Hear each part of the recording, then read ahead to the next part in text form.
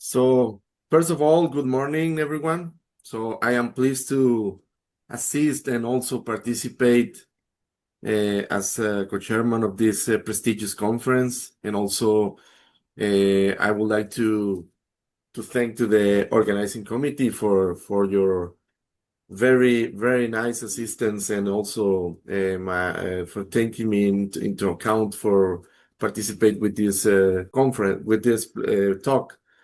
And this is a presentation based on the work we have done during the last 10 years related with some inorganic oxides. So the title of my talk is the effect of the intrinsic and extrinsic defects on the stimulated luminescence properties of inorganic oxides obtained by solution combustion synthesis. So I would like also to thank my colleagues from my research group and also to my PhD student, which is actively participating, synthesizing and characterizing the new materials we have obtained during this, let's say, 3 years, the last 3 years. And also, I will show you the latest research results related with these features from these materials. All right, so I am from Mexico. If you know if you don't know me yet, so I'm from Mexico, from the Universidad de Sonora, and we're working in a group of molecular engineering. So what is a molecular engineering? In general, is like changing for example, the luminescence properties of the materials. Whenever you're changing some parameters from the reaction, it is a very, let's say, very economic method for synthesizing new materials, according to some mechanic, high temperature and pressure methods. And one of these methods that are proved that very economic and also very practical for synthesizing new materials in terms of time is the solution combustion synthesis, also known as the self-propagating high temperature synthesis. So from 1995, with one paper from Patil et al., so they adapted these propellant chemistry concepts to make a synthesis which is very suitable for the laboratory in terms of temperature and also from the let's say uh, from very simple reagents, and also whenever you're doing this reaction, you can obtain previously the eutectic mixture. So when you obtain the eutectic mixture according to thermodynamics, so you can let's say diminish or maybe the melting point of the materials of the I mean it's a let's say very low in comparison with the, let's say, the individual reagents. And also it's a redox reaction when you have the oxidizing material and also the reducing agent. And whenever you're mixing them, you can obtain the redox reaction. In this case, the oxidizing materials generally is nitrate, could be a chloride. In general, a inorganic salt of any metal that you need to obtain in the final form as an oxide, sulfide, etc. And also for the reducing agent, you can use amino molecules. So in this case, the amino molecules have the property of I mean, since they are the reducing agent, they can oxidize themselves. Like in terms of the amino molecule, which is the let's say the functional group of this molecule is the amino group. So when you have the amino group, this amino group can be oxidized to sometimes to nitrogen dioxide. And in this case, whenever this reducing agent is oxidizing, So you can also complexate uh, chemically the metal that you have interest for this to maintain into the solution. Uh, and also when you can achieve the let's say a greater resonance time for these ions in solution, you can introduce like intrinsic defects like oxygen vacancies, like interstitial ions that are introduced to the crystal structure of the host. So in this case, the overall reaction, like I was mentioning, is a metallic nitrate generally, and you can add the fuel and also the dopant salt, which needs to be like very similar to the metallic salt. So generally, we use nitrates also for the dopants like lanthanides or rare earth elements. In this case, whenever you're changing the fuel, like I will show you later, you can change the intrinsic defects. And whenever you're using different dopant salts, you can introduce or you can create extrinsic defects within the crystal structure of the material. So whenever you're doing this, you can achieve a very, let's say, substantial enhancement of the luminescent signal of the material of or in general, the stimulated luminescence properties of the materials are improved for some applications I will explain you later.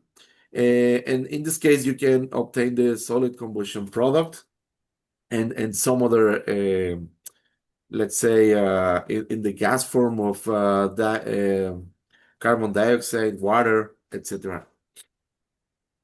So historically, by this method, I mean, many people have obtained refractory oxides, semiconducting materials, magnetic materials, isolator, etc., and some others. So this is the aspect of the solution combustion synthesis at the end of the reaction. So whenever you obtain the flame, you can observe also simultaneously the formation of the respective solid that you want to obtain, and also you can have the emission of the vapors of the fumes inside. You need to do this reaction inside a fume hood, of course, and then you can obtain the combustion product. So in terms of propellant chemistry, one of the very important parameters you need to take account is the elemental stoichiometric coefficient.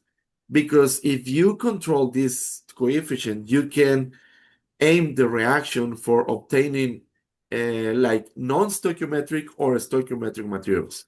So in our case, we are focused more on lately on non-stoichiometric materials, because if you obtain non-stoichiometric materials, generally you can obtain materials with a lot of, or let's say, with a high concentration of point defects within the crystal structure, and then you can improve the signal of the new materials. In this case, we focus more on oxides, inorganic oxides that we can obtain by this method, the method I mentioned before. And you can have three situations here, like the fuel lean, whenever phi E, which is the coefficient, is greater than 1. And then the fuel rich, whenever this coefficient is less than 1. And also for the stoichiometric case, which is equal to 1. This coefficient you can obtain by the molar ratio of the oxidizing material, which is the nitrate, not generally, and the reducing agent, which is the amino molecule. We use historically urea and glycine because they are simple, they are very innocuous, they are very easy to let's say to use in the reaction because they are soluble in water and some other properties that you can obtain with these materials. And also in the case of urea, in the case of glycine, they have the amino group, and in the case of glycine, you can it's an amino acid, and then you can obtain the sweeter ionic species in solution. And besides the method that you need to choose to improve the, let's say, the signals, you need to choose a characterization technique suitable for some applications like we do in our group, like solid state dosimetry, for instance. So in this case, for stimulated luminescence, you can have the excitation source. The first case, at the let's say at the first case of it is the behavior of the excitation source. Whenever you're turning on the excitation source, you can see that the signal is I mean, you can see the signal, the intensity of the signal, and then when you turn off, obviously the signal disappears. So in the case of fluorescence, uh, it's the same behavior as the excitation source. Once you remove the excitation source, you can see that all the fluorescence and all this luminescence, it's quenched completely.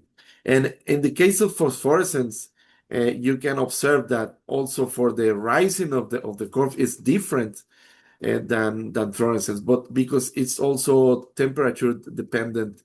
And also when you remove the excitation source, you can observe this behavior, which is like a negative exponential function. This curve is called phosphorescence, and also it's called the persistent luminescence. And in our field is called specifically afterglow. But once you, let's say that you wait some time after the persistent luminescence, let's say, fades completely, you can apply heat to the material, and then you obtain the thermoluminescence signal, which is a very specific case of phosphorescence.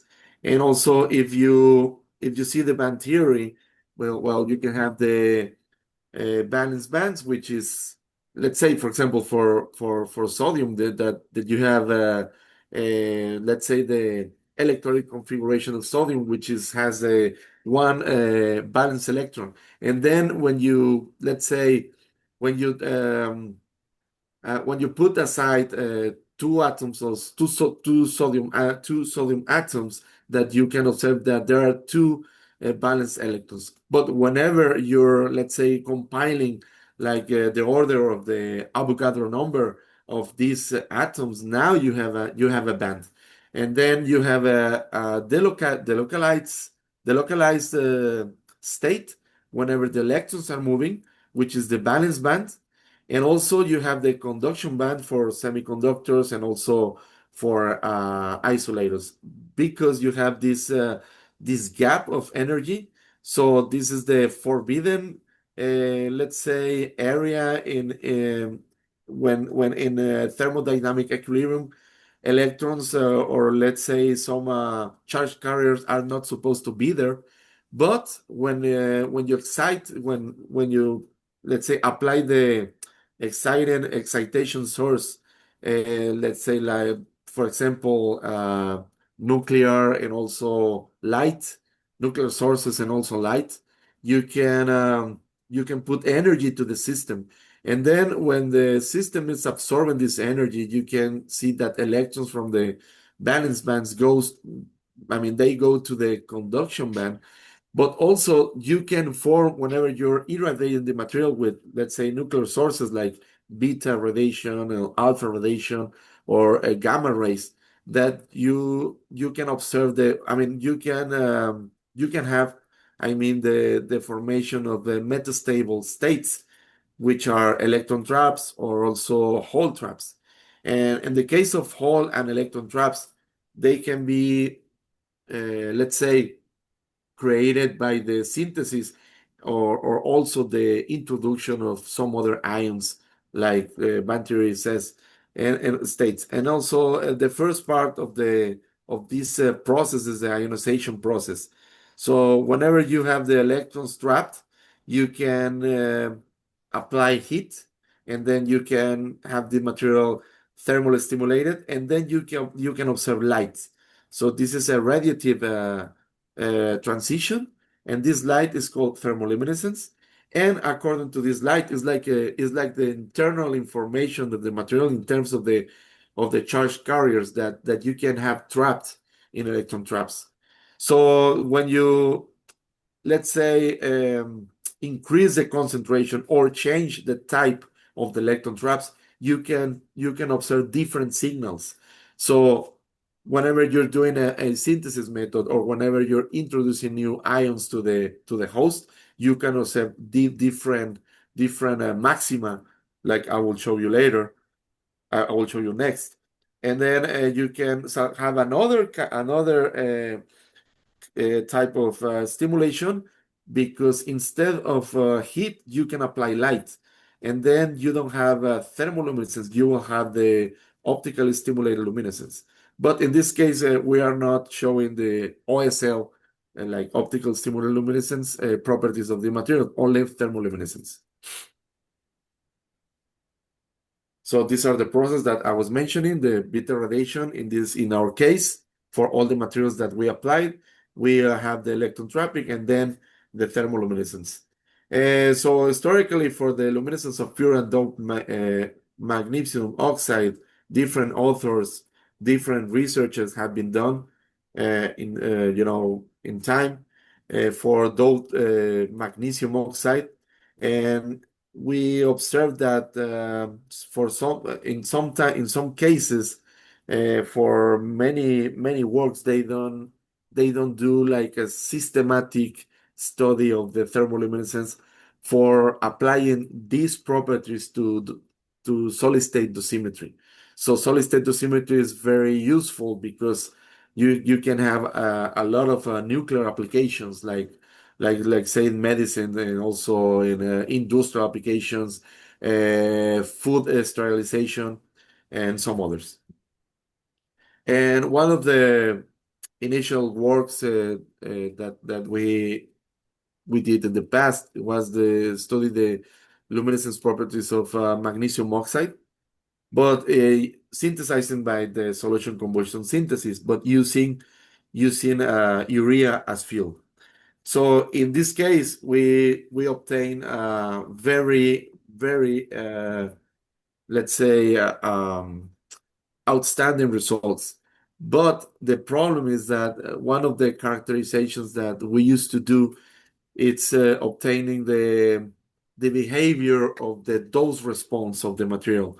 So the ideal, or the best case scenario for any material, is to have a linear trend of this behavior when you have the intensity of the integrated signal as a function of the dose. And we observed that with urea, it's kind of difficult to obtain this linearity or the linear trend of this behavior. But in order to improve, like I was saying, the TL peaks position and also the dose response linearity range, because it's very important, because now commercial dosimeters are aimed to low doses, but there are no commercial dosimeters like patented for higher doses, like more than, let's say, 1 gray to 10 grays, 100 gray. 1 gray, it's equivalent to 1 joule per kilogram, because it's the unit of radiation absorption for any material. So instead of using the urea, we propose to use the glycine, like I explained before in some other talks I had the opportunity to give. So why glycine? Because glycine is a sweeter ion, like I was mentioning, and you can complexate both trivalent metals and also divalent metals according to the amino and also the carboxylic group. And why glycine? Because you can introduce intrinsic defects whenever you're synthesizing the material, without the need for some materials to introduce dopants for improving the signals, like I will show you next for lanthanum oxide. In the case of magnesium oxide, we use glycine for also assure the complexation of the materials properly. And then you can see many research works in this case for magnesium oxide, for some other oxides also, that you use this method like SES, solution combustion synthesis. But you can observe that in this case they do the mixture of the reagents like mechanically.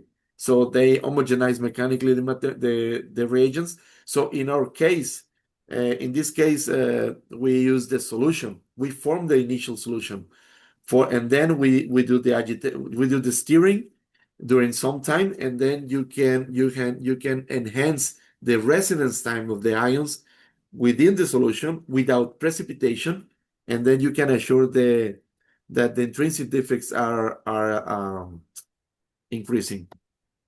So one of the previous results that we obtained, for example, for magnesium oxide, is that we discovered that whenever you're co-doping with lithium and the lanthanides, you can have a very enhanced and very improved signal. In this case, the blue one is magnesium oxide, which is pure, and the red one is with the cerium in this case, and the black is the co-doped with zero lithium, that we can observe the intensity, and in terms of the peaks that we can observe in let's say temperatures higher than 200 degrees Celsius are very suitable for dosimetry, because whenever you're observing these peaks at this temperature range, you can consider these peaks as stable at room temperature, and this for dosimetry application is very adequate, because the signal can last maybe 1 month or more. So this is very useful, because whenever you are working with some materials that have let's say a dosimeter, then you can measure this dosimeter 1 month later after exposing this material to high radiation doses, for example, and then you can do the measurement properly. And in this case, we obtained the dose response, but only for, let's say, less than 50 grays or less than 20 grays. So this can be considered let's say, the medium range. And also this medium range is very useful, because there are no commercial dosimeters also for this range of doses. For the X-ray diffraction, we observed that we obtained the mixture of the phases. But also for some studies of radioluminescence that for a matter of time I didn't include them. So we could also observe the photoluminescence and radioluminescence signals of cerium.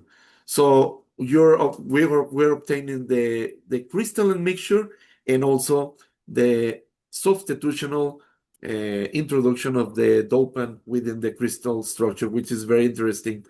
And also according to the scanning electron microscopy, we could observe that also these materials could be obtained in the nanometric range, also for some of the dimensions, which is hundreds of nanometers. These are not quantum dots, but also these are but nevertheless, they are in the nanometric range. And we used to do like signal repetibility and the TLD Kirchhoff, which is very good, because we could observe that have a kind of an asymptotic behavior, which is very desirable for these materials. And then, like I was mentioning, we changed from working with the urea, and then we use glycine as the fuel for the combustion process, and we obtain a different signal. So the physical aspect of this reaction is that you can observe first the color change of the solution, then the flame after, let's say, 6 minutes, when you increase the temperature to 500 degrees Celsius, which is very desirable, because you can do in a hot plate and also inside a fume hood, instead of a high temperature furnace, because maybe whenever you're mixing these kind of reagents manually or mechanically, you need to increase the temperature I mean, greater than 500 degrees. And also for the characterization, we carried out the thermoluminescence in a commercial LTL OSL reader from the Riso laboratories in Denmark.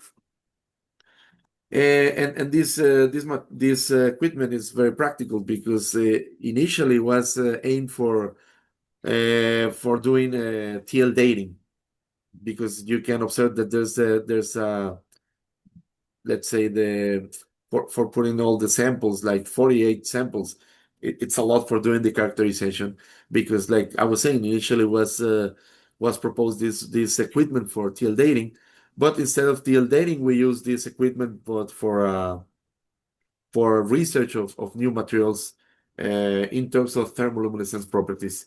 And we observed that according to the extrinsic defects, that we can obtain different signals. When you put the magnesium oxide, you can introduce cerium 3+, terbium, dysprosium, and also aluminum, and we can observe different signals. So in this case, we can state that when you're adding different dopants, you can obtain the different glow curves with the desirable intensity and also the definition from the curves for doing dosimetry. The most recent results from our research is related with magnesium oxide doped with europium, lithium, lanthanum lithium, and also dysprosium lithium. In the case of lithium, we obtain a very interesting curve with one single maximum located at least 360 degrees Celsius, which is very desirable for dosimetry. And in the case of the dose response, we could observe that this dosimeter, this material that could be proposed as dosimeter, I mean, could be for low doses, but with a very good linear response. And also the TL fading is improved according to some other materials that have been researched some time before, because the TL fading is not like an asymptotic trend. So the desirable property is that you can obtain this shape instead of observing the decrease during time of the TL signal. In this case, for the TL fading, we irradiate the material, and then for the first measurement, which is the first point, at the upper part of this plot. So in this case, you irradiate the material, and then you apply heat, or you thermally stimulate the material.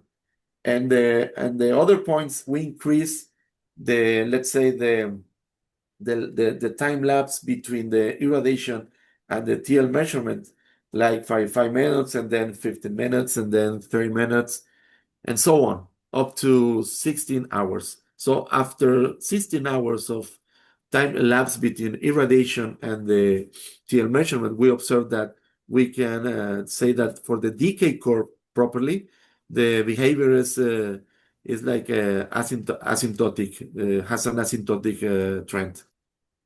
And for the X-ray diffraction, we observe also the mixture in the case of lanthanum and lithium, similar to using cerium and lithium. And also for SEM, we observe that also the range of the size range of the particles are for microns, and also for 100 of nanometers for some dimensions of the particles. And for the TL results, we could observe also a new curve, but now using, like I was mentioning, lanthanum. This is the first time that this material is proposed for any TL and dosimetry, solid-state dosimetry application. And in this case, we observe also the improvement of the signal in the terms of the stability, and also for these two maxima located at 240 and also 360 60 degrees Celsius, which are very suitable for dosimetry in terms of the stability. And we observe also the the glow core evolution of this material. And we could observe that as we increase the dose, we observe that the intensity is increased. And also for the maxima, we could observe also that the peak is it's stable. I mean, it's not I mean, the peak is not shifting to lower or higher temperature. So we can assume that maybe this process for the thermoluminescence is a first order. I mean, in terms of excitation and then recombination of the electrons to the recombination centers, which are the luminescent centers. And also we can obtain the dose response, but now for greater than 10 rays, which is very desirable because they're considered now like high dose dosimetry applications. And also the decay curve is also with the asymptotic trend.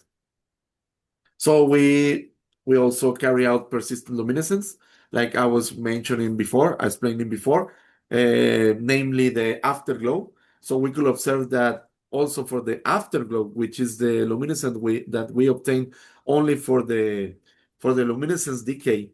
So I mean, in terms of time, we can obtain the linear trend also for this signal. So this is very suitable because you can do like retrospective dosimetry and also real-time dosimetry with these applications. Also for dysprosium lithium, so we obtain a very accurate signal in terms of dosimetry, and in terms of the doses are high doses. Also for the linear response and the asymptotic behavior also. Now, I didn't show these results because we are working on them but this material we are doing some research beside this project with some collaboration with Dr. Rene Vega, which is a very active colleague working on the neutron dosimetry, because dysprosium is I mean, because now if you have dysprosium, you can have a material which is have the Newton sensitivity in terms of doing Newton and dosimetry. But we are working on this project, so we are working on the results. And also for some other host without using any dopant is lanthanum oxide. So historically, lanthanum oxide has been reported with some dopants, the lanthanides and some other dopants, metallic dopants that whenever you're introducing to lanthanum oxide, you can show the improvement of the photoluminescent signal or radioluminescent signal. But in our case, we propose this material without any dopant.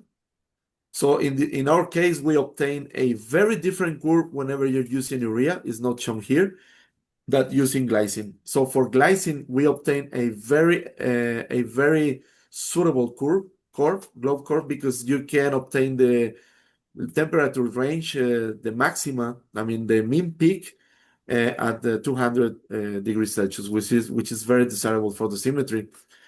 And as conclusion, so SES was an appropriate method to synthesize magnesium oxide doped with different lanthanides and lithium as promising materials for radiation dosimetry applications. TLDOS properties could be enhanced by changing the fuel from urea to glycine, like I was mentioning, like changing the intrinsic defects or increasing the concentration of intrinsic defects on the material. Lithium plus increases the intensity and shape of thermoluminescence from lanthanum doped magnesium oxide, also for serum dope, also for in general lanthanide doped magnesium oxide produced by SES, possible due to charge compensation effects with the lanthanides as the dopants. But also lithium is a very powerful reducing agent. In organic chemistry, you can see that many reactions that you desire to make the reduction of some molecules, you use lithium, because you use lithium as a catalyst, because lithium also improves or increases the concentration of oxygen vacancies, which is in magnesium oxide and for some other inorganic oxides are responsible for the improvement and also for the, let's say, for new peaks or for new trapping states that you can introduce within the material as metastable states. And the teal globe core toning was observed as the type of lanthanide dopant was changed within the host lattice of magnesium oxide. So this is a very useful feature because you can do the signal toning, changing the dopant and also changing the fuel, for example. Further structural characterization is necessary to determine crystalline phase for different magnesium oxide, lanthanide, and lithium powders. I mean, we obtain the X-ray diffraction, but we need to do further research for let's say um, st establishing the mechanism of lithium, because lithium you need to do research. I mean, we need to do research in terms of the chemical environment of lithium within the crystal structure whenever you're co-doping, because lithium generally does not appear for X-ray diffraction. Maybe because it has a lower concentration, but we need to do further research in these terms. And for acknowledgement, I would like to thank to the funding agencies in Mexico and also to Professor Catalina Cruz Vasquez and Professor Rodolfo Bernal, which are my colleagues, and also we formed this research group of molecular engineering, and also they do different methods for synthesizing different materials aimed for solid state dosimetry. And let's say that we collaborate because since I use the SES method, we can compare with some other methods like co-precipitation, like solid state reactions for in terms of the same material, but synthesized with different methods, and also observing the different signals that we can obtain. And also to my associated students, to my actual PhD students, Abel Martinez Cruz, which is dedicated to the magnesium oxide, doped with lanthanides and lithium, and to my former students, which have working very hard in the past for obtaining different oxides. In the case of Adriana Lara Gonzalez, for example, she worked with lanthanum oxide undoped, and also for Gustavo and Gustavo Sanchez and Maria Alicia Gortares, they work also with magnesium oxide doped with different lanthanides. And I would like to thank you for your attention.